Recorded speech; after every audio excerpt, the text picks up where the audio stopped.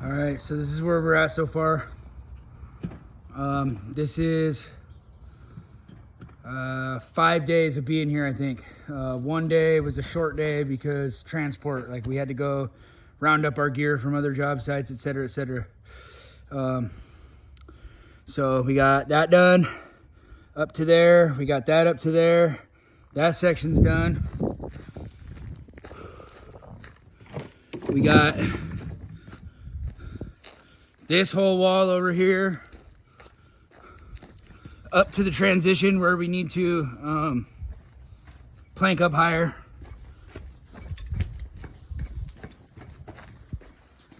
And then we got the deck built to here. So there's still a couple pieces we need to put on there. Again, I don't know what you guys call this, but I would call it a head out or a rim. So we need to put that up. And then we need to do our second ply of our 2x12 beam.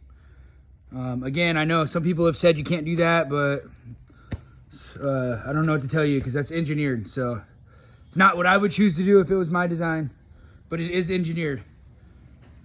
We did have a slight problem over here. I was provided 2x12s that were a little bit short to run them out long enough. So what I had to do was I had to move this post over, and then that made these two posts overspan. So I had to move this post over. And then this post I couldn't move over because it would have been off of the concrete. So what I'm gonna have to do is cantilever this beam right here, and that's my solution. And I'll make it a little stronger by throwing a little drop chunk in here and a little backer, and then I'll lag the double beam here and on the other side. And then I know in the future this set's gonna get stairs, so from my little block here that's all lagged together, drop down, I'll also run a 2x12 this way, and that'll be my backer for my stairs to hit later on down the road when they decide to do them. But that's where we're at. So that's 5 days of work, me and one dude. And again, you know, that's a second story deck, so it's not like it's super complicated, but at the same time, like you're up and down a ladder, right? Same thing with the stuff on the roof. It's not like terribly difficult to do, but we have to move all the materials up to the roof, so it takes a while. Same thing, like once we get any higher than here, like once we plank up there, now I'm gonna have to go up and down a ladder to get him boards, right? So that's not gonna be very fun, but we're gonna make it happen. And this right here is about as high as I would plank up without wearing fall protection. So that's financially sound to wear fall protection and physically sound, because I don't want my people to get hurt. I don't want to get hurt. I've been hurt at work before, so I don't want anybody to get hurt. And fines, L&I will fine you like crazy.